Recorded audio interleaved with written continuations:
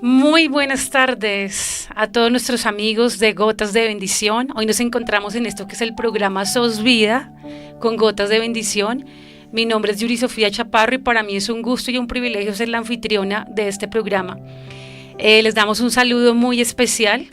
El programa Sos Vida se diseñó o se pensó para poder llevar mensajes en donde podamos ver cómo diferentes vidas son transformadas solo por algo. Y es la gracia de Dios, un encuentro de Dios que marcó en un momento a una persona. Bueno, y el día de hoy tenemos para ustedes a una invitada muy especial. Quiero contarles que ella es publicista con más de 25 años de experiencia en esta profesión, pero además de eso también es mamá, esposa y sobre todo hija de Dios. Hoy nos trae su historia de vida que sé que va a impactar a muchos hombres y mujeres. Por eso quiero darle la bienvenida a Claudia Bravo. Hola, mi Sofi, muy buenas tardes a todos nuestros oyentes. Estoy feliz, gracias por la invitación y bueno, esta es una cita divina que el Señor nos ha puesto aquí a todos. Claro que sí, Claudia, gracias por aceptar esta invitación. Estar aquí contigo de verdad que es un privilegio. Mil gracias. Porque sé que Claudia tiene una historia de vida muy bonita y que nos la va a contar el día de hoy. Sí. Entonces ya para dar inicio, quiero que nos empieces contando quién eres, quién es Claudia Bravo. Uy, Claudia Bravo, la que está sentada aquí en este momento, es muy diferente. Pero no es brava. Que inició. No es brava, ¿cierto? Mi papá es bravo y bueno, inicialmente antes yo sí estaba muy brava todo el tiempo en la época de la adolescencia, cuando era adulto, joven. Pero luego el Señor transformó mi corazón. Realmente yo debería estar en la cárcel por todas las cosas que hice. Pero bueno, aquí estoy contando mi testimonio. Ojalá sea de mucha bendición para muchas personas. Qué bien, Claudia. Claudia, ¿en qué ciudad naciste? Ok, yo soy nacida en Girardot, Cundinamarca. Y desde muy pequeñita fui a vivir a Medellín. Por eso tengo como una revoltura de acentos. Mi familia era familia tradicional, papá, mamá, yo era la hija mayor y mi hermano. Y siempre vi el matrimonio, vi a mi mamá una mujer muy amargada, muy amargada, que se la pasaba como limpiando la casa. Y yo dije, yo no quiero ser así. Okay. Y esa fue la pequeña semillita que empezó a distorsionar todo mi camino, todo mi estudio, todo lo que hacía en la vida prácticamente. Ok, Claudia. Bueno, Claudia, ¿cómo fue ese desarrollo tú en la juventud, en la adolescencia? Me cuentas ya algo que sé que empezó a marcar tu historia y fue una raíz. Sí. Lo que viste en tu mamá, yo no quiero ser eso. No quiero ser eso. Veía que mi papá era como que el que traía la plata a la casa y veía que mi mamá siempre estaba encerrada en la casa. Mi papá viajaba, subía, bajaba y mi mamá simplemente era supremamente amargada. Tenía 2 hijos, digamos que tenía como todo para ser feliz, pero obviamente ya no conocía al Señor. En mi familia nadie conocía al Señor. Y la amargura de mi mamá pues terminaba peleando mucho conmigo, disciplinándome muy feo. Y yo simplemente lo que hice fue apartarme, alejarme todo lo que pudiera de ella. Estudié en colegio católico y pues obviamente el tema pro vida. Por ejemplo, las monjitas con 1500 estudiantes lo que hacían era que nos ponían una película y yo a los 15 años dije, yo no quiero ver esa película, eso es supremamente violento, yo no voy a ver eso, nunca me considero una persona violenta. Y en ese momento yo lo que hice fue endurecer mi corazón, dije, yo no quiero ver eso, yo voy a hacer lo que quiera, cuando quiera, y en el momento que necesito pues, tomar una decisión, pues ya la tengo tomada, ya la tengo decidida. Y esa decisión la tomé de 15 años sin tener novio siquiera, y a pesar de ser de las mejores estudiantes del colegio, de los mejores ICFES, de competencias de matemáticas y todo eso, decidí. Y esa decisión más tarde pues vengo a ejecutarla después de la universidad. Bueno, Claudia, ¿puedo preguntarte algo? Uh-huh. Primero, ¿de qué trataba esa película? Que no quisiste ver. No recuerdo cómo se llama, creo que era Blood Money, dinero de sangre, si no estoy mal. Era una película muy viejita, era una película sobre el aborto y las monjas realmente no nos explicaban nada, sino que nos entraron al auditorio y empezaron a poner la película y en esa película pues hay sangre y es sangre real. de lo que pasa con los niños en el aborto, pero yo tan pronto vi como algo de violencia, yo cerré mis ojos y me pasé toda la película como no voy a ver, no voy a ver, no voy a ver, y cerré mis ojos, endurecí mi corazón y tomé una decisión. ¿Y cuál fue esa decisión? Esa decisión era, la forma como se metió en mi cabeza es, yo voy a hacer lo que yo quiera, porque estaba muy enfocada en hacer dinero. Voy a hacer lo que quiera con mi vida y en el momento que tenga que hacer lo que tenga que hacer, lo voy a hacer. Eso fue lo que decidí, pero lo que eso significaba era, voy a tener los novios que quiera, sí, voy a tener las relaciones sexuales que quiera, y si alguna vez llego a quedar embarazada, pues voy a abortar y ya. Así de sencillo, o sea, tomé esa decisión desde mucho antes para no entrar como en ese conflicto en el momento de una crisis. Ok, 15 años, tomaste esa decisión. Años, sin tener ni amigos, ni novios, ni nada. ¿Y tú crees que lo que tú veías en tu mamá, esa amargura, también llevó a que tú tomaras esa decisión? Sí. Fue sí, eso, la raíz. Sí, porque yo veía que mi mamá profesionalmente es como si estuviera castrada y era como nos lo hacía sentir, como que era una mujer amargada por estar en la casa cuidando a sus hijos. Ella no encontraba como felicidad y gozo en eso, sino que por tener una situación de dependencia económica de mi papá, entonces no era un hogar bonito. Okay. Entonces esa amargura de mi mamá, yo dije, no quiero hijos, no quiero casarme y quiero hacer mucha plata. Esas fueron como las decisiones que fui tomando. El ideal, sí. El ideal de muchas mujeres, sí. Entiendo perfectamente. Bueno, Claudia, ¿te graduaste en ese colegio, en el Colegio de las Monjas? En el colegio, sí, Colegio de la Presentación de Medellín, y luego estudié publicidad. Cuando entré a la universidad, como el colegio era femenino, pues ahí no había mucha interacción con el otro sexo. Con hombres, sí. Pero cuando llego a la universidad me enloquecí. Esta era la época de los años, 1990 y pico, en la época como de Pablo Escobar, de las bombas en Medellín. Entonces yo crecí muy cuidada porque era súper peligroso salir como a discotecas y eso, porque realmente en esa época en Medellín gente armada entraba a una discoteca y disparaban a todo el mundo y mataban a todo el mundo, entonces no salí. Pero luego en la época de la universidad esas cosas dejaron de importarme y ahí fue la primera vez que tuve novio, y siempre fui de novios de muy larga duración, novios bombril. Y ya hoy en día yo digo, Dios mío, qué brutalidad. Hoy en día, por ejemplo, con mis hijos yo les digo, no, cero noviazgos. Cuando estén listos para casarse, sí, ahí sí, y aún así con muchas reglas, porque yo ya entiendo las consecuencias que traen todas esas decisiones y esas malas acciones. Ok, te entiendo, Claudia. Bueno, ¿qué pasó en la universidad?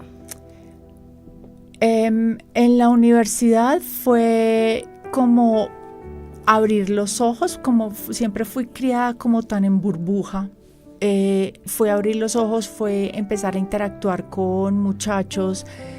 Fue como tener el noviecito por primera vez, pero la universidad fue más bien como una pequeña prueba, porque yo me enloquecí aún mucho más fue después de la universidad. Okay. Después de la universidad yo me gradué, era la época en la que en Colombia habían como 2.000 o 3.000 secuestros al año, la economía estaba detenida, no habían trabajos, yo tenía un título universitario, no servía para nada porque no habían trabajos de todas formas, y decido irme del país, y ya en este momento ya tenía otro novio, pero entonces antes de irme me di cuenta que estaba embarazada y eso me dañaba todos los planes que yo tenía para salir del país. Entonces yo, como ya había tomado la decisión 7 años antes, entonces yo esta es la hora que yo digo, pues yo decidí, yo pagué, yo busqué el médico, yo fui y me lo hice, todo eso, pero realmente el hombre también tiene responsabilidad en todo eso. Así diga, yo te respeto en lo que tú quieras y claro, te apoyo. Claudia, ¿y qué edad tenías en ese momento? Tenía como unos 22, 23 años. Fuera de eso, ese novio también me tenía medio a probar drogas por primera vez. Entonces ya estaba metidísima en las drogas y obviamente pues cuando uno está metido en drogas, uno realmente toma las peores decisiones de su vida. Y pues una cosa llevó a la otra y terminé abortando, y como te digo, yo misma me busqué la plata, yo no tuve como esa dicotomía que muchas veces las mujeres sienten cuando están en la crisis, porque yo ya había tomado la decisión hacía muchísimos años. Entonces no pasé por la crisis de la decisión. Ajá. De la decisión, ya, claro, no, te entiendo. Nada. O sea, tú tenías tu corazón endurecido. Sí, tan endurecido absolutamente. Que a ti no te importa. Como que nada se va a interponer con mis planes, y como yo ya era profesional, no tenía un trabajo y lo que quería yo era plata, conseguir plata, era trabajar, me tocaba salir del país para ir a buscar suerte en otro país, y ese embarazo pues era justo antes del viaje y no podía porque me dañaban mis planes. En mis planes no cabía, pero... No cabía, ok, sí. Te entiendo. Bueno, Claudia, pasaste ese episodio, ¿qué hiciste? Metiste eso, lo que hacen muchas mujeres después de que se somete a un aborto, y yo lo entiendo porque es el corazón endurecido, pero también la mente está, sí, como encajonada en esa idea. Sí. Hay muchas mujeres que yo entiendo que lo que hacen es tomar ese episodio y lo entierro y sí, ya, absolutamente, no pasó nada. Absolutamente. Y como yo no pasé por la crisis de la decisión, pero hay cosas que sí recuerdo haberme hecho la prueba de embarazo y que a mí las manos me temblaban y yo era fría, era como que no se entere nadie en mi casa, que nadie se entere, que nadie sepa, porque realmente, aunque uno sabe que está tomando esa decisión como sin pensar, uno sabe que hay algo. Uno sabe que hay ahí vida, claro. Lo que pasa es que eso se llama como la ignorancia intencional, de no quiero saber de ese tema para no entender las consecuencias que tengo. Sí. Entonces yo simplemente me bloqueé en todo eso. Cuando me hice el procedimiento, por ejemplo, yo no estaba ni llorando ni nada, porque estaba con una frialdad que era una piedra, literalmente era un cubo de hielo, y después del procedimiento recuerdo los cólicos tan horribles, y recuerdo que hubo una tormenta esa tarde y yo decía, Dios está enojado con esa tormenta tan horrible que había en Medellín. Yo dije, Dios está enojado. Eso lo entendí.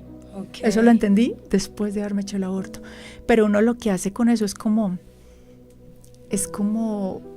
una cosa que uno simplemente es tan cochina, tan sucia, tan horrible, que uno lo que quiere hacer es guardarla, empacarla, meterla dentro de una caja y olvidarla por allá dentro de un closet. Sí. Entonces eso fue lo que yo hice. Yo salí con cero remordimiento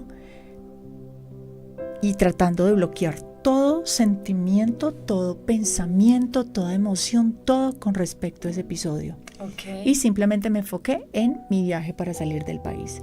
Salgo del país, obviamente estoy sin seguro médico, estoy quedándome más tiempo de la cuenta, sin visa, sin trabajo, a rebuscársela como le toca a uno cuando sale del país, sin familia, sin amigos y con una infección de esas que nos dan a las mujeres y que a muchas mujeres les da. Yo pensaba que era de las infecciones normales. Okay.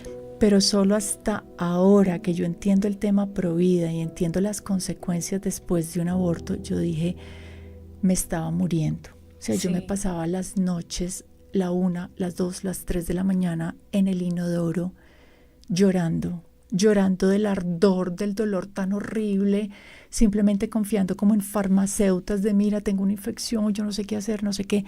Y ahora sé que esos procedimientos son tan peligrosos, que realmente la vida de uno corre peligro, y que son tan delicados que uno cuando le hacen el legrado, que es como un raspado que le hacen, que es literalmente, es como el injerto entre una cuchara y un pelapapas. Es un pelapapas con forma de cuchara que te tienen que raspar como el contenido del útero, porque si te queda un pedacito de placenta, eso se infecta y esa infección es horrible, o simplemente con que te hagan un poquito más duro te hacen una herida y esa herida se infecta.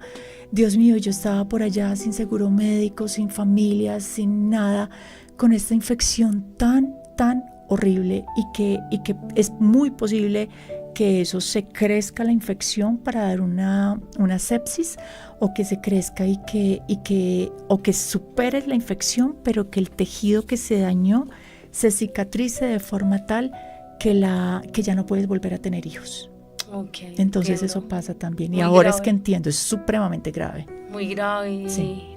Y ahora que hablas de ese tema, nunca se hablan de las consecuencias de un aborto, ¿no? No, Solamente... solo lo venden. Sí. Solo lo venden, o sea, Sí. y lo venden tan fácil. Sí, claro, tu derecho, tu decisión, te acompañamos aquí estamos. No, eso es falso. Y... Te venden las pastillas y te abandonan. Y hay chicas que están muriendo desangradas con las pastillas abortivas, que están muriendo desangradas porque resulta que las mujeres estamos súper conectadas, súper irrigadas en nuestro útero. Okay. Y cuando hay un desprendimiento de la placenta, que es lo que tratan de hacer estas medicinas para que haya como un parto forzado, es como un parto forzado antes de tiempo. Entonces las venas están totalmente bombeando sangre y ahí es cuando hay peligros de que se desangren las chicas. Totalmente, Claudia, qué fuerte. Sí. Qué fuerte. Bueno, pero dentro de todo vemos la misericordia de Dios. Sí. Y hoy yo sé que hoy eres una voz de esos que no tienen voz, sí. que son los bebés en el vientre. Sí. Y te admiramos muchísimo, de verdad. Bueno, pasa ese episodio en tu vida, sigues tu vida normal. ¿Y qué más sucede, Claudia? Pues en ese tiempo estoy viviendo en unión libre, es como que simplemente mi vida sigue girando en espiral, pero hacia abajo. Estoy viviendo en unión libre, consigo proyectos de publicidad, pero me toca pedir facturas prestadas, luego termino con documentos falsos, con corrupción, metida en drogas, metida en alcohol. Todo era un desastre, todo era un desastre. Y luego es cuando conozco del Señor, le entrego mi vida al Señor. Realmente es como que traté de hacer mi vida de esta manera y traté de buscar solución, pero lo que hice fue como si mi vida fuera un alambre y simplemente lo que hice fue una bola, un nudo de alambre, y realmente esto es lo que merezco, esta bola es lo que merezco, pero yo quisiera salir de acá. Si tú me sacas de acá, yo te juro que te sigo derechita, derechita. Y en ese momento fue cuando sentí una voz que me dice, está concedido.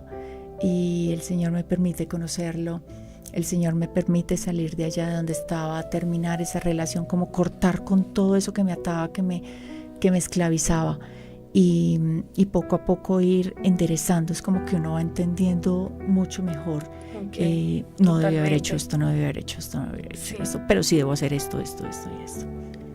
Bueno, ¿y cómo fue ese acercamiento a Dios? Ese encuentro con Dios cuando tú dices, necesito un cambio, o tocaste fondo. Ay, yo venía tocando fondo muchísimo tiempo, me la pasaba en las noches llorando, mojando mi almohada de lágrimas. Y recuerdo que mi mamá ya conocía al Señor y mi mamá fue a visitarme y yo no quería acompañarla a la iglesia, no me gustaban las personas de allá, no me gustaba lo que decían, no me gustaba lo que contaban. Alguna vez fui y yo dije, no, yo por allá no vuelvo, ¿qué es eso tan boleta?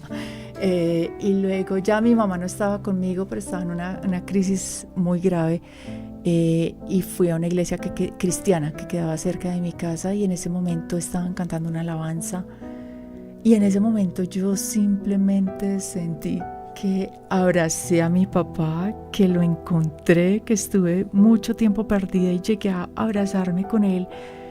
Y recuerdo que el pastor preguntaba a los que quieran entregarle su vida a Jesús, vengan acá al frente. Y a mí las rodillas no me respondían, yo no hacía sino llorar y llorar y llorar y llorar, a mí las rodillas no me respondían. Y yo no pude pasar al frente, pero en mi mente y en mi corazón yo estaba totalmente postrada ante el Señor. Ni siquiera estaba parada, estaba de pie, postrada, con el rostro a tierra, diciendo, Señor, ayúdame, esto es un desastre, mi vida es un desastre, por favor, rescátame, ayúdame, te entrego mi vida y mi corazón. Y así fue como empezó el caminar con el Señor. Bueno, empiezas tú a caminar con Dios. ¿Qué pasó con esa idea de yo no quiero ser como mi mamá, no voy a tener hijos? Sí. ¿Pensabas también en que no te ibas a casar? Sí, quería, qué pereza matrimonio, sí. Qué pereza los hijos, qué pereza ser ama de casa. Y el Señor fue cambiando las cosas. Ya para esta época yo ya decía, ay, los niños, qué tan lindos. Una responsabilidad muy grande, pero es como que, ay, qué tan lindos. Entonces el Señor fue cambiando y obviamente para tener niños hay que tener un esposo y es empezar a entender, no todos los hombres son terribles. Si hay un hombre que ama al Señor, ese sería el hombre, pero obviamente como yo venía del mundo y llegué a la iglesia, yo tenía un listado de que fuera alto. Cualidades. Sí, pero obviamente todas mundanas, Sí. que fuera alto, que ganara esta plata, que tuviera esta piel, estos ojos, este cabello, que me trate así, así, así. Y luego fue como que, ¿yo por qué estoy pidiendo esto? Yo lo que tengo que pedir, en vez de que sea alto, que se arrodille ante el Señor. En vez de que me ame a mí sobre todas las cosas, que ame a Dios sobre todas las cosas. Que en vez de estar construyendo un imperio económico, que quiera construir un hogar. En vez de que hable inglés, que hable con el Señor, que hable con sabiduría. Entonces empecé a cambiar el listado de cosas. Y pues a mí me fue muy bien, el Señor me bendijo y me permitió conocer muy rápidamente un hombre que empezó a cumplir todas esas cosas, solo que a mí no me gustaba en ese momento. Difícil, ¿no? Sí. Creo que eso nos pasa a muchas mujeres, ¿verdad? Sí. Y tenemos esas expectativas, es de ver todo lo físico. Sí, y eso ciega realmente, Sí. Entonces es empezar a ver con el corazón del Señor, pero gracias al Señor, el Señor me permitió ir viendo el valor que Él ve en los seres humanos y en un hombre en particular que Él tenía diseñado para mí. Bueno, excelente, qué lindo. Entonces, ¿te casaste? El Señor me permitió conocer a Juan, a mi esposo, en la iglesia, lo conocí en la iglesia, y nuestra amistad fue llevada en santidad, porque yo ya entendía lo que era el pecado, ya entendía cuánto dolía, ya entendía las lágrimas y el sufrimiento que traía, por ejemplo, vivir una sexualidad fuera del matrimonio. Entonces yo ya entendí. Entonces fue llevado en santidad el noviazgo y rápidamente nos casamos. 0 novios bombril. Qué buen mensaje, Claudia. Y entonces, ¿podríamos decir que el mejor lugar para buscar un esposo sería la iglesia? Para mí sí. Sí. Pero el hecho que un hombre no esté en una iglesia no quiere decir que sea del Señor. Porque hay cristianos, hay cristinos y hay cretinos. Entonces hay que tener... Explícanos A ver, o sea, se supone que en la iglesia es donde nos encontramos y debemos crecer en relación de amistad y de hermandad con personas en general, no como para ir a buscar. Realmente eso no funciona. Yo estoy buscando en varios países y no, eso no funciona. Es de crecer en relaciones en el Señor, ante el Señor, relaciones de amistad con hombres mayores, mujeres mayores, con parejas, con familias, con niños, con todos, como una familia.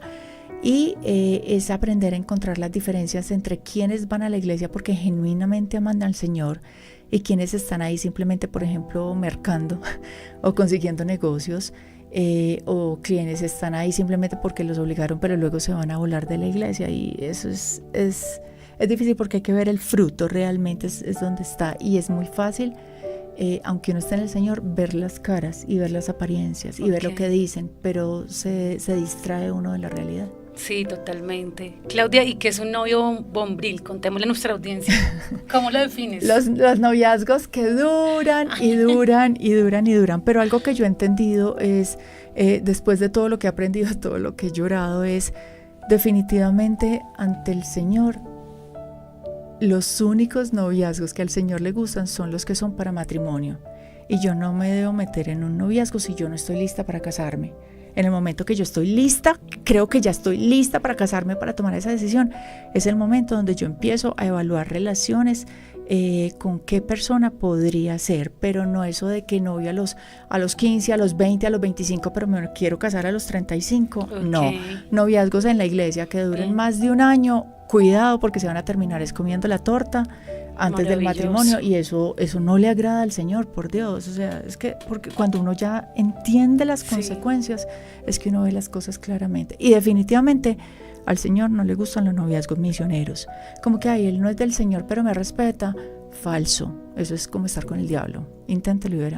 Noviazgos misioneros, sí. No había escuchado eso. Sí, como que él no es del Señor pero me respeta, me acompaña a la iglesia y me recoge. No, al Señor no le agrada eso. Si quiere evangelizarlo, evangelícelo, pero no esté en una relación con Él. porque usted no es el premio es el Señor. Amén, así es. Tremendo, Claudia. Sí.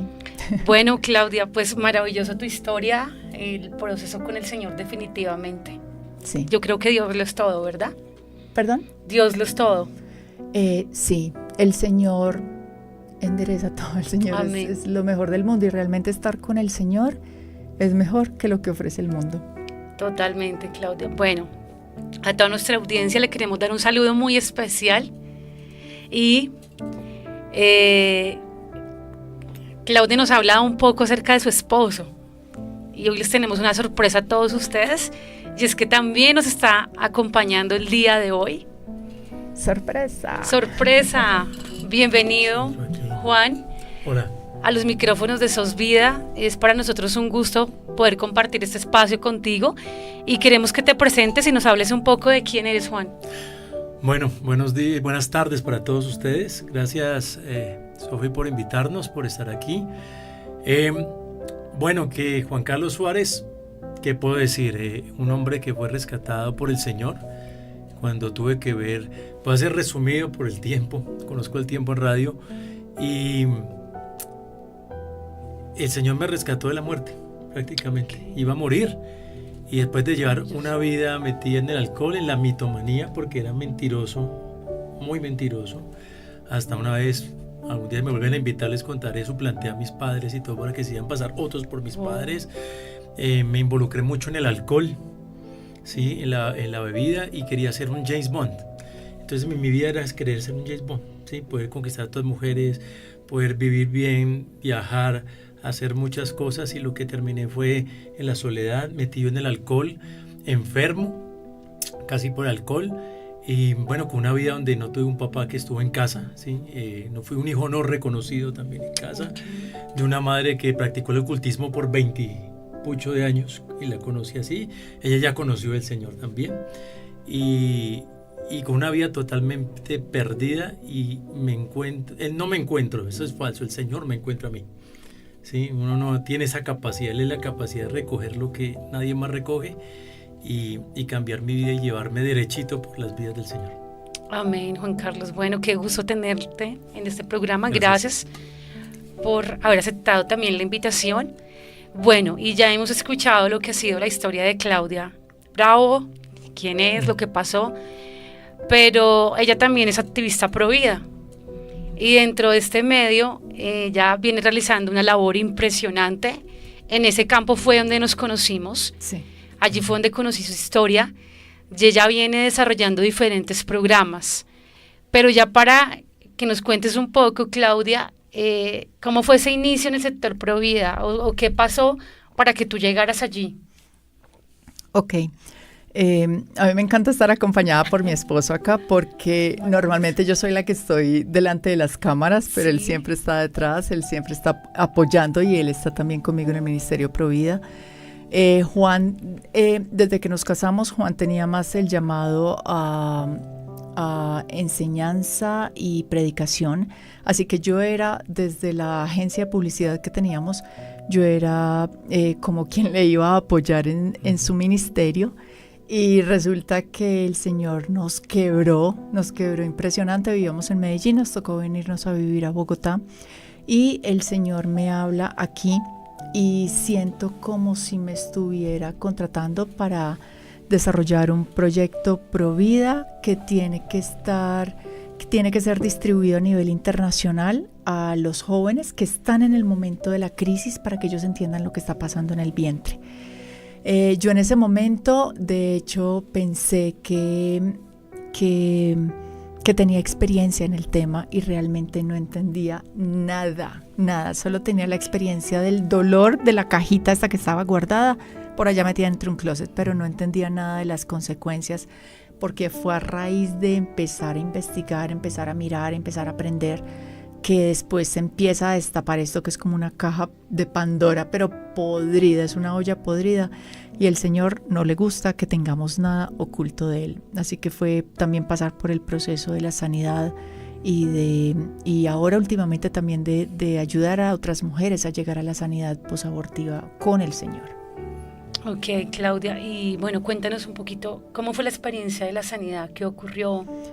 ¿Cuál fue como tu proceso? Sí, mi proceso fue muy especial y recuerden pues que como le pasa a quien está hablando, no quiere decir que les vaya a pasar a ustedes, pero la forma como a mí me pasó fue que cuando estaba hablando primero con la esposa del pastor de la iglesia donde nos estábamos congregando para contarle el ministerio Provida, que el Señor nos estaba llamando, ella nos muestra, porque ella es Catalina Moscoso, ella tiene los modelos fetales y ella muestra los modelos. Estábamos en la casa de ella y en ese momento, en el momento que ella abre la caja, que yo ya había visto la caja por internet, ella abre la caja y empiezo a ver, ¿dónde está la cámara? Por allá.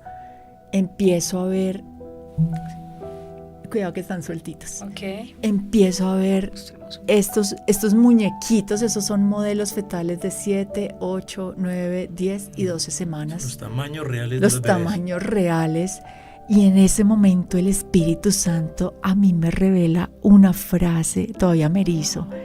El Espíritu Santo me dice, es un ser humano. En ese momento yo caigo en cuenta de la brutalidad que yo hice, o sea, en ese momento yo entendí, yo maté a un ser humano. Okay. Yo maté o sea, habían pasado 20 años en negación, de no pasó nada, no me dolió, cero remordimientos, cero sentimientos, no pasa nada.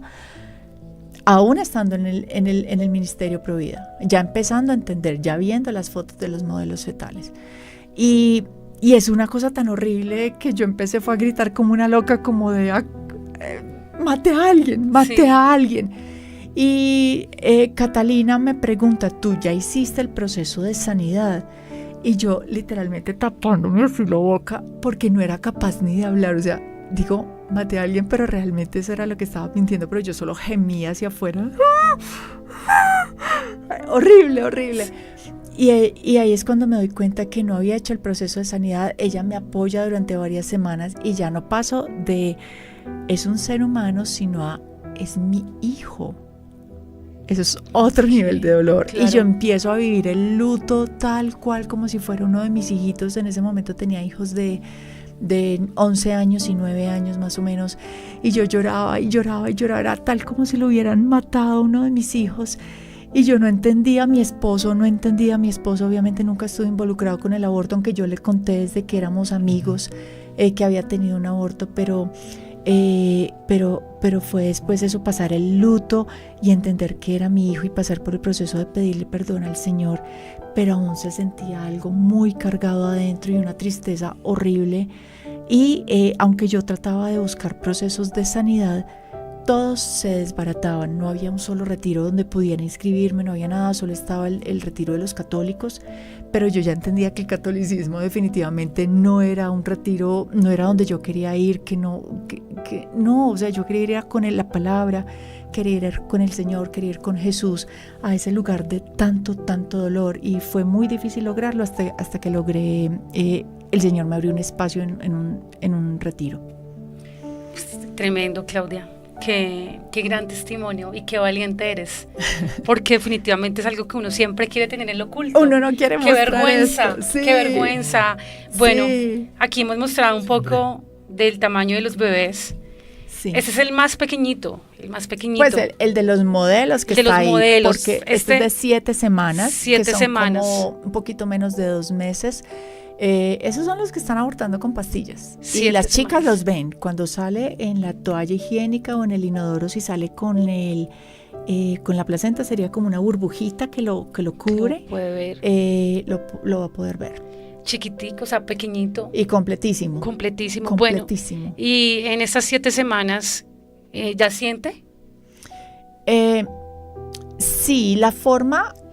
Es complejo saber cuándo siente, cómo siente, porque obviamente no le estás escuchando los gritos. La forma como se mide eso es por los latidos cardíacos, y obviamente si está muy chiquitico para detectarle los latidos, pero sabemos que tiene las manos, sí. Tiene las bocas, tiene los ojos, tiene las orejitas, está formado, simplemente está creciendo. Entonces realmente... Es es un dolor muy profundo que se le está dando, porque cuando es por el método de pastillas, se le está quitando el oxígeno, es el equivalente a ponerle una bolsa plástica a un niño. O sea, como para que la gente entienda, le estoy cortando el suministro de oxígeno para que se ahogue. Entiendo, Claudia. Claudia, y definitivamente viendo esto, escuchando tu historia, para mí la vida significa un milagro. Sí, absolutamente. Absolutamente, porque tú y yo fuimos esto. Uh-huh. Cada uno de los que nos está escuchando. Cada uno de los que nos escucha es fue esto. Un milagro. Es un milagro Ajá. de vida. Bueno, este tiene 7 semanitas. Sí. Este que tienes acá, por ejemplo, bueno, te muestro, es el que más se aborta. ¿Cuántas semanitas entre tenemos ese y acá? el chiquitico. 12 semanas. 12 semanas. Que son o sea, 3 meses. 3 meses. Porque las chicas no saben que muchas veces de este tamaño y no saben que están embarazadas. Sí. Okay. Y si usan métodos anticonceptivos de larga duración como los implantes, pueden estar de 4, 5, 6, 7, 8 meses de embarazo y no se han dado cuenta que están embarazadas. No se han dado cuenta que están embarazadas. Y esos son los abortos más tardíos, que son peores todavía y más peligrosos. Más peligrosos. Claudia, de verdad, yo siento acá, no sé, algo adentro que me dice, Dios mío, ¿qué estamos haciendo? ¿Qué estamos haciendo? Con los ojos cerrados endurecemos nuestro corazón y compramos un producto y una campaña de una farmacéutica que se lucra, que recibe dinero, que aunque sean médicos son unos sicarios que están siendo pagos para matar niños de las 4 formas más horribles. Envenenándolo para asfixiarlo cuando está así chiquitito, luego es desmembrándolo por aspiración cuando se lo aspiran por cánulas, que es más o menos de este tamaño, por unos tubitos. El otro es desmembramiento con pinzas para poderlo sacar, más grandes que estos son ya desmembramiento con pinzas, que es como cortar un pollo allá adentro y sacar los pedazos de a poquitos, o por inyección para infartarlos y quemarlos para que luego la mamá lo puje. O sea, todos los procesos son horrendos y así usualmente duran varios días.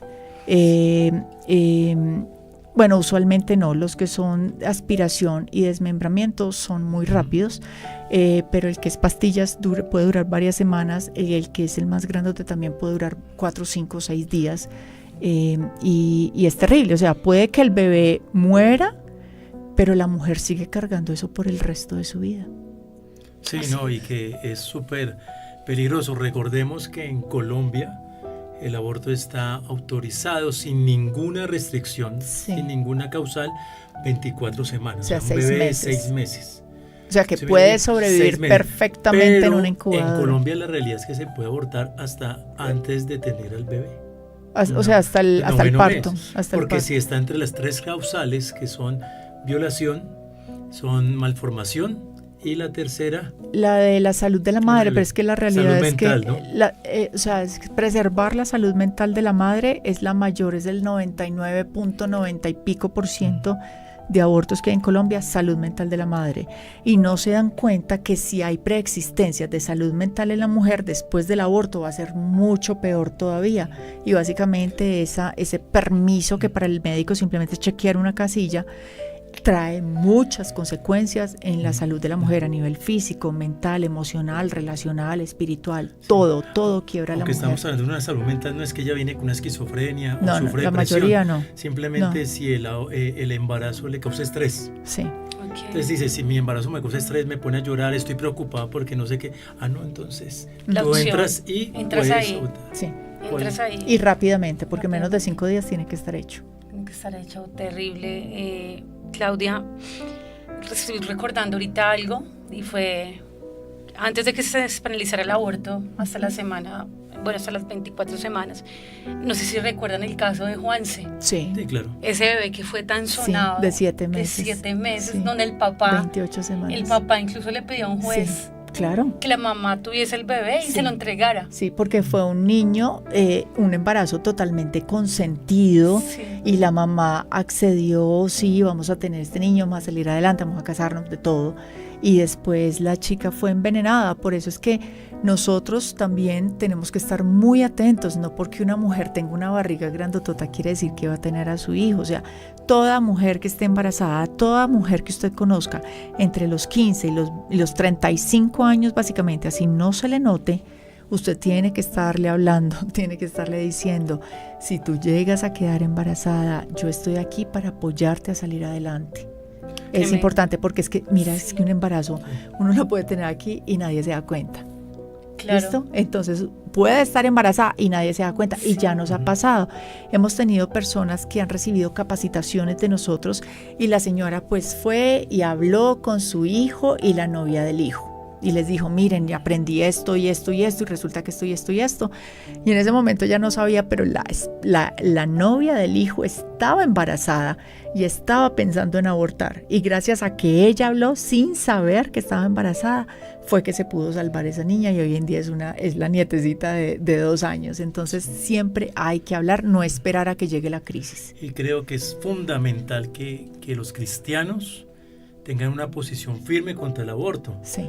Como hemos podido dar charlas en muchos lugares, nosotros hemos encontrado pastores, líderes, todos que han pasado por el aborto, aún siendo cristianos. Sí. O recomendando el aborto. Porque pasa lo mismo, es que es pequeñito y no siente nada, o es pequeñito y se va para el cielo. Entonces, si muere, va para el cielo. O ahí no hay nada, y hemos conocido casos incluso de pastores o de profesores de seminario que recomendaban el aborto hasta los 3, 4 y 5 meses porque ahí no había nada. O sea, hay un desconocimiento grandísimo aún entre el liderazgo de la iglesia. Sí, totalmente cierto. Y en ese camino yo sé que tú también has sido capacitadora en esos programas Pro Vida. Sí, junto con Juan también. Junto con tu esposo. Pero antes de que nos hables de esa parte, quiero que nos cuentes un poquito del retiro al que fuiste. El de sanidad. El de sanidad. Okay. El de sanidad. Cuéntanos esa experiencia, lo que viviste. En una ocasión tú me contaste acerca de la herida del aborto. Sí. Que es una herida que las mujeres que hemos pasado por ahí la llevamos en silencio, ¿no? Sí, que ni siquiera la reconocemos a veces. Sí. Entonces a mí me empezó a pasar que fue primero que sentí como yo ya había procesado alguna de las cosas, yo ya estaba con el Señor, ya estaba casada, ya tenía hijos, ya era pro vida. Y cuando daba conferencias, ya había pasado por, digamos, como una especie de sanidad chiquita. Yo daba conferencias pro vida y aún así yo veía los videos y yo me atacaba a llorar. Y yo no era capaz de seguir traduciendo, no era capaz de seguir hablando, era impresionante. O sea, era de verdad una cosa que era sobrecogedora, era más grande que yo, y yo no podía controlar las emociones ni los sentimientos. Cuando logro llegar al retiro, yo lo hice con un libro que es un estudio bíblico de sanidad posabortiva que se llama Liberadas y Perdonadas. Hoy en día ese libro está en Amazon, se puede bajar, pero cuando yo lo recibí eso no lo vendían en ningún lado, entonces me tocó, fue con una versión así como fotocopiada. Éramos solamente 4 mujeres y 4 líderes, o sea, era una cosa súper especial, nos trataron súper bonito, y era a través de la palabra ir pasando por diferentes procesos. Y cuando iniciamos, una de las preguntas que me hicieron, que a mí más impactada quedé, fue: si el aborto fuera una herida, ¿cómo se vería? ¿Dónde estaría en tu cuerpo? ¿Qué color tendría? O sea, ¿cómo describe tu herida? Y a mí nunca se me había ocurrido pensar en eso. Y ante la hoja en blanco yo empecé a dibujar como mi cara, mi pelo, mi cuerpo, y luego entendí, y la herida que yo hice fue una herida abierta desde la garganta que me bajaba por todo el pecho, me abría el vientre y me bajaba aquí como hasta mis partes privadas en rojo, todo eso relleno de rojo acá, y tendría aquí como en el pecho lo que le llamo la efervescencia negra. Haz de cuenta el efecto que tiene como un Alka-Seltzer, un efervescente cuando lo echas en un vasito de agua, que es como tss, pero no es blanco, es negro. Y eso lo sentía yo en mi corazón, aunque fuera del Señor, aunque fuera pro vida, aunque le hubiera pedido perdón, aunque estuviera dando testimonio, aunque mi esposo supiera, aunque todo el mundo supiera. Era una tristeza tan grande, tan profunda, y esa tristeza solo crecía y crecía cada vez, y yo no sabía cómo explicarla. Y es simplemente que las mujeres quedamos tan tan atravesadas, que solo hasta el momento que yo le puse forma a ese dibujo fue que entendí. Fue ese el momento que entendí. Y hace poquito tuve la oportunidad de hacer algo así como un retiro de sanidad express para un grupo de mujeres presbiterianas que me invitaron, y hice el mismo ejercicio. Si tu aborto o tu trauma fuera una herida, ¿cómo se vería? Y eso le ayuda a muchas mujeres a entender: me duele aquí, me duele la cara, me duele el cuerpo, me duelen las manos, me duelen los pies, es como si me hubieran cortado la cabeza, cosas así. Es importante entender eso, porque eso el Señor quiere y puede sanarlo y restaurarlo. Amén, qué hermoso recibir ese perdón primero de Dios, ¿cierto? Sí, porque el Señor no te deja así herida, el Señor te transforma para que seas sana en Él, para poder contar tu testimonio, que es realmente vergonzoso. Yo solo pongo mi pecado en el testimonio, pero el Señor lo que pone es su gloria, para que sea Él exaltado. Entonces yo pongo la herida, Él pone la sanidad, y es para que a través de nuestro testimonio, de nuestro trabajo, otras personas también encuentren la sanidad, encuentren al Señor y la restauración. Y es fundamental que no solo pasa en las mujeres, sino que pasa también en los hombres. Sí. Los hombres también tienen la herida y también tienen que pasar por esa sanación posabortiva. Sí. Porque el hombre ha sido, una de las estadísticas más grandes, que las mujeres han sido presionadas. Sí. ¿Y por la mayoría quién? de las mujeres Ajá. por los hombres. Sí. ¿Sí? Incluyendo no solo el hombre, su pareja, sino también el papá, por ejemplo, Los el padre. padres, sí. ¿Sí? Entonces esto no es solo de la pareja, sino también de la mamá, tíos, primas, o las amigas que dicen: yo te apoyo, o el amigo: tranquila, es tu decisión. Sí. Okay. Pero también hombres. Entonces yo entendí eso con mi esposa haciendo charlas pro vida. Entendí cómo, lo que te contaba, desde pastores y de ahí hacia abajo, a todos los hombres que yo les preguntaba, por lo menos 1, 2, 3 abortos. Ellos apoyaron abortos. Entonces esos hombres, cuando ven eso, se dan cuenta que en sus vidas también hay algo quebrado, que no se habían dado cuenta hasta cuando uno ve el análisis de su corazón y de sus vidas que está pasando, que eso ya es otro tema que uno tiene que hablar sobre los síntomas que uno no se puede dar cuenta y que está viviendo. Y que estamos hablando, por ejemplo, que más o menos 1 de cada 4 adultos ha tenido un aborto, tanto mujeres como hombres. Lo que pasa es que la mujer queda más... Una estadística mundial, ¿sí? A nivel mundial, pero lo que me he dado cuenta es que las estadísticas se repiten, porque es la condición del corazón humano. ¿Y qué es lo que pasa? Entre más joven la generación, más abortos hay. Entonces, digamos, en edad media, 1 de cada 4. Si son viejitos, 1 de cada 5. Si van muchachas entre los 30 años, ya es 1 de cada 3. Okay. Y si vamos a adolescentes, por cada chica adolescente que tú ves, hay una chica que abortó. Ya vamos al 50%. Entonces hay que estar atentos. Ok, bueno, maravilloso la labor que ustedes están de verdad desarrollando. Claudia, quería hacerte una pregunta. Cuando tú confrontas ya este episodio de tu vida, recibes sanidad, sí. Obviamente empiezas a darte a conocer, sí. contando tu testimonio.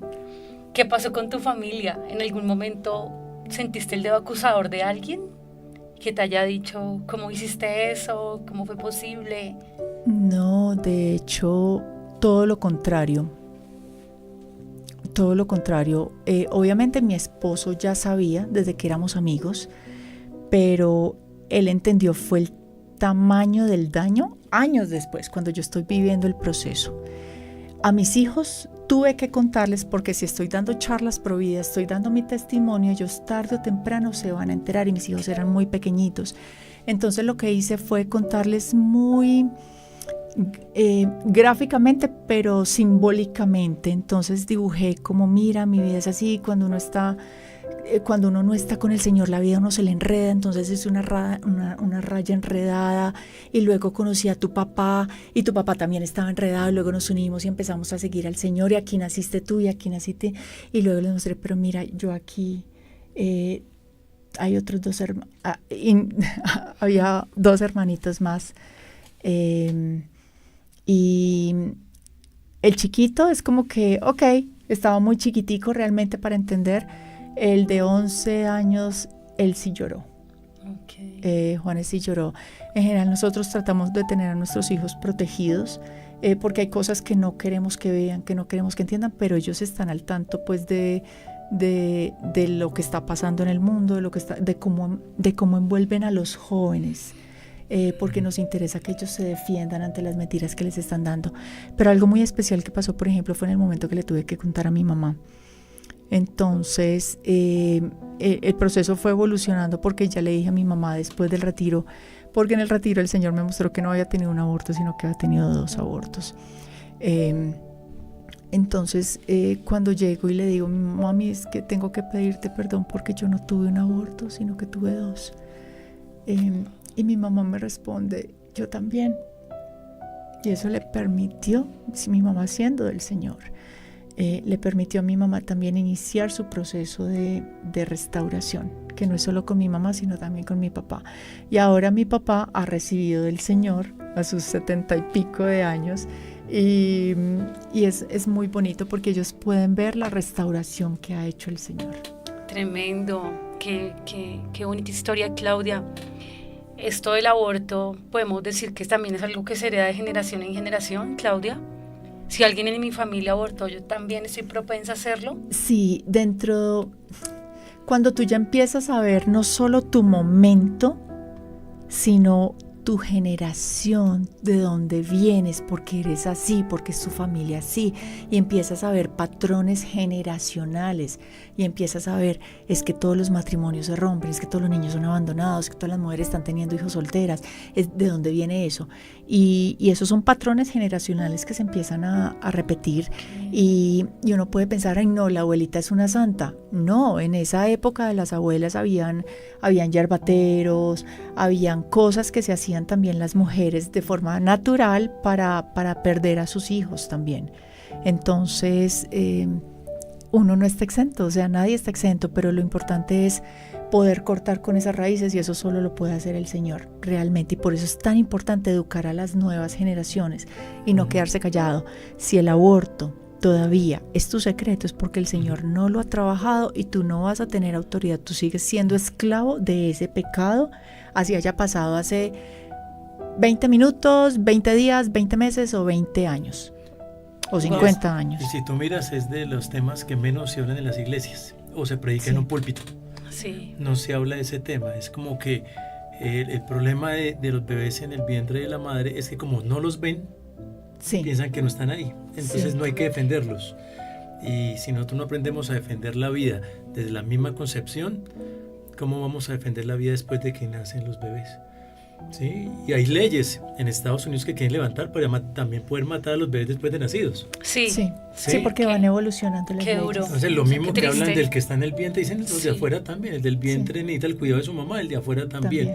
Entonces es la decisión de la mamá. Si nosotros en casa, los predicadores, pastores, no hablamos de esto en nuestra casa a nuestros hijos, estamos siendo condenados a vivir de pronto la misma experiencia. La misma historia, que se repita. Sí, y ahí seríamos culpables porque Santiago dice, el que sabe hacer lo bueno y no lo hace, le es contado por pecado.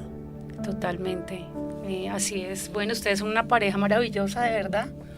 Nos han bendecido muchísimo en esta mañana, qué rico haberlos escuchado. Y yo sé que ustedes están haciendo una obra pro vida muy linda. Sí. ¿Cómo ha sido esa experiencia de trabajar juntos en pareja? Bueno, Juan, un hombre pro vida, que muy pocos los vemos, ¿no? Muy pocos hombres, por eso todo lo que se pueda con Juan, excelente. Excelente. Porque hay una autoridad también puesta sobre los varones y no hay muchos. Claro, y obviamente el varón es cabeza, ¿no? Sí. El varón es cabeza. Juan, ¿cómo ha sido esa experiencia acompañando a tu esposa? Bueno, pero quería hacerte una pregunta, ¿no? Un poco. Aprovechelo. Dale, sí. Bueno, ella te cuenta cuando ya eran amigos, ¿no? Le cuentas lo del episodio del aborto. Sí, éramos conocidos. Sí, ¿no? Bueno, ¿cómo toma un hombre esto? O sea, ella era tu amiga, pero cuéntame algo. ¿Tú ya la veías como una posibilidad de esposa? No, cuando tomamos la primera vez, nosotros pasamos, eso es otra historia para contar, pero eso es otro programa. No había ninguna intención ni nada, ¿no? Es más, yo me sentía más como pastor. Más como pastoral. Pastoreándola. Sí. Y porque yo no tenía ninguna intención romántica, es que le cuento todo eso. Todas estas cosas. Y bueno, yo ya por la experiencia y todo, pues también la acompañé, pero sí fue más difícil cuando Claudia, el evento que ella contó que le muestran los modelos fetales y ella llora, incontrolable y todo, yo nunca la había visto así. Y el luto después. Y entonces ya comienzo a entender que ella en su sexualidad, en su mente y todo fue quebrantada. Sí. Okay. Y en mi matrimonio comencé a sentir eso mientras que el Señor la estaba restaurando. Entonces me tocó darle espacio a ella y entenderla, y ese día entendí lo difícil y lo duro que es una muerte de un hijo. Porque ese no es solo que mataste a un ser humano, mataste a tu propio hijo. Sí. ¿Sí me entiendes? Que ese hijo podía haberse llamado Juan, Marcela, Ricardo, Lina, de cualquier nombre. Y ya no le diste esa oportunidad. Cuando la veo a ella, yo no podía entender, y el Señor me fue mostrando también lo duro y el dolor de la mujer, y entender un poco también la crisis de embarazo de una mujer. Cuando una mujer está en una crisis de embarazo y sabe que está embarazada, se siente que va a morir. Cuando no es una mujer que tiene su corazón en el Señor, siente que va a morir. Y que se le Y es un acaba la dolor, vida. se le va a acabar sí. la vida. Pero vivirlo ya con mi esposa, verla triste, angustiada, de luto, De el luto, dolor, tal cual. entonces entender sí. que esto sí marca la vida de las mujeres. Sí. Y la Claro. sexualidad y a sus también, parejas. que no Entonces, lo había tú dicho. te das cuenta, hay cosas que después cuando ya tú miras atrás, Claudia tenía esto, y ya cuando uno estudia esto sabe que hay síntomas del aborto que no piensas que son normales. Es que yo tengo tendencias a la droga, yo tengo tendencias a una sexualidad promiscua, y muchas de estas cosas vienen de haber participado del aborto o haber abortado. Tenaz, ¿no? O sea, tenaz porque de verdad que se desligan muchas cosas Sí. desde ese episodio Sí. y queda una mujer queda totalmente marcada. Sí, y la parte sexual es supremamente importante porque la sexualidad de la mujer queda rota por completo, así ella se va a ir para dos extremos, o se va para el donde no siente nada, no siente placer por nada, o yo tengo placer porque tengo y porque quiero y entonces estoy con todo el mundo, ¿sí me entiendes? Para el otro lado. Sí, para uno de los dos extremos se basa, no tiene una sexualidad normal, natural, bonita, aunque sea del Señor, sino que es como que todo duele, todo molesta, no es la sexualidad normal que el Señor ha restaurado. No, pero bueno, muy lindo de verdad el testimonio de ustedes. Juan Carlos, quiero felicitarte porque Gracias. Como hombre apoyaste a tu esposa. Sí. Yo quiero contarles algo. Yo conocí el caso de una chica que le contó eso al que se convirtió en su pareja. Uh-huh. Y en dado momento de crisis, él lo utilizó fue para el mal de ella. Uh-huh. Sí, como para acusarla, para decirle usted hizo esto, usted hizo lo otro, usted no vale. Pero mira qué lindo, porque la acompañaste en el proceso de restauración. Sí. ¿No? Y seguramente ese hombre tuvo abortos y hasta A apoyó lo abortos mejor. y todo. Otras cosas. mejor. Es que ese es el problema. Esto es un asunto que lo han encerrado y encasillado en las mujeres. Entonces, por ejemplo, me ha pasado. Yo he tenido a veces mis roces con pastores porque le digo, va a haber charla pro vida. Y ellos, voy a mandar a mi esposa. Yo, no, tiene Bien. que venir usted también. A los hombres pues también. que eso tiene que ver con las mujeres.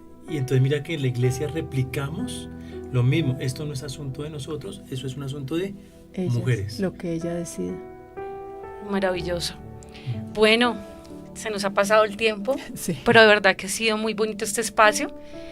Y antes de finalizar, Claudia, quisiera que en unos minutos nos contara qué es Perlas. Perla es el proyecto extraordinario para la restauración del amor y nuestra meta es lograr que las mujeres en crisis sean restauradas en su amor propio, porque usualmente son mujeres que ya vienen heridas desde antes, restauren su amor hacia su hijo y si es posible restauren su amor hacia el Señor. Nuestro llamado es eventualmente para desarrollar una app que sea distribuida a nivel internacional de forma gratuita para que los jóvenes del mundo que están pasando por la crisis del embarazo entiendan cuán desarrollado está su hijo, porque los pro aborto solo le van a aconsejar el aborto, mientras que nosotros podemos contarle la verdad. Entonces, bueno, ahí vamos adelante. Como ministerio ha sido el proyecto profesional más difícil que yo he hecho en mi vida, porque es santo, porque es del Señor, porque no fue idea de nosotros, porque el jefe es el Señor. Y bueno, confiando en Él tendrá toda la provisión necesaria de recurso humano, recurso tecnológico, recurso financiero para llevar a cabo este trabajo en su tiempo. Ahí vamos, llevamos 6 años, casi 6 años y medio trabajando en esto Yo decidí apartarme del mundo de la publicidad, mi esposo y yo decidimos cerrar la empresa publicitaria que teníamos y aquí vamos dando la batalla por la vida a tiempo completo, que es una locura, pero es la locura más hermosa que hemos hecho. Bueno, maravilloso, Claudia, te felicitamos. Mil gracias. Quien quiera de pronto conocer más de ti y de tus proyectos, ¿cómo podría contactarte?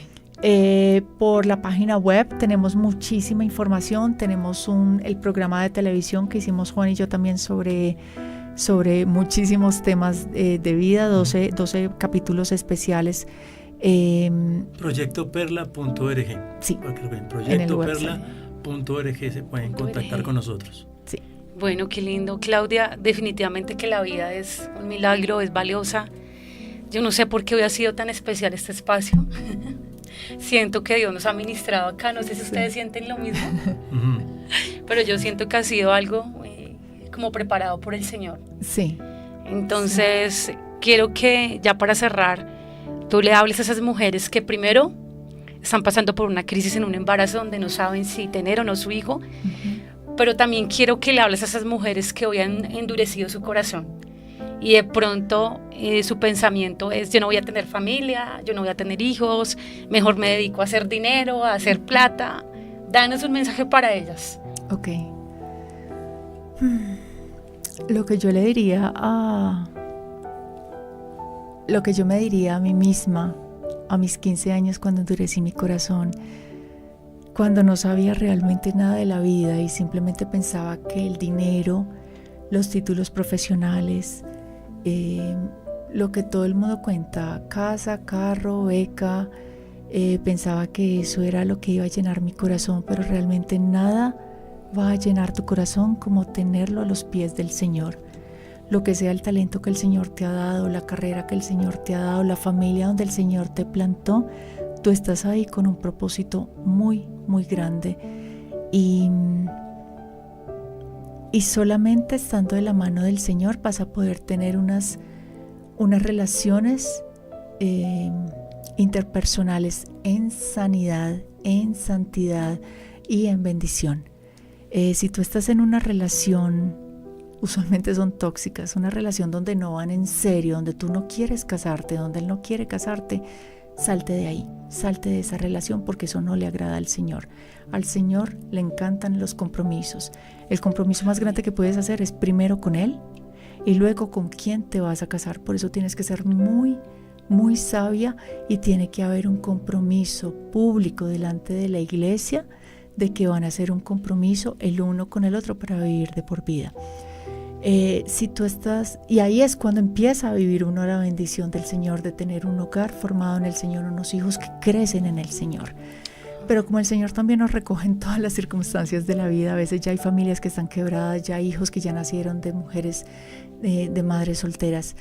El Señor tiene un propósito aún más grande para ti, tiene un propósito de bien, tiene planes de bien para ti, para tus hijos.